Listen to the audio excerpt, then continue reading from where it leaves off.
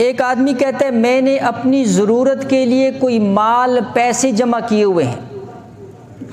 میں نے گھر خریدنا ہے، میں نے گھر بنانا ہے، حج کرنا ہے،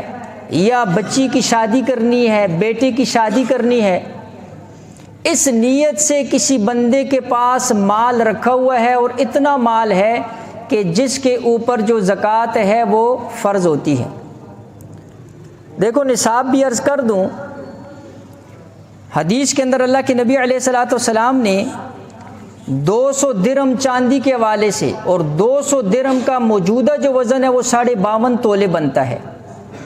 اور سونا 20 مسکال کا جو موجودہ وزن ہے وہ 7.5 تولے بنتا ہے،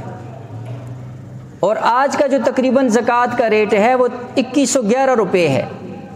اس حساب سے 1,11,000 روپے جو ہے اس وقت 52.5 تولے چاندی کا نصاب بنتا ہے۔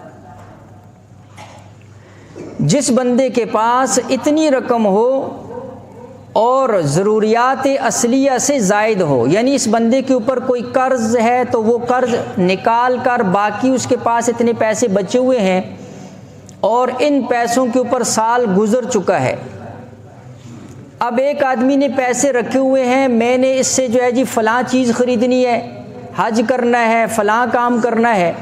سال ان پیسوں کے اوپر گزر گیا، ابھی تک وہ چیز خریدی نہیں یا وہ کام ابھی تک اس کے استعمال کے اندر نہیں آئے، ان پیسوں کے اوپر زکوٰۃ فرض ہے۔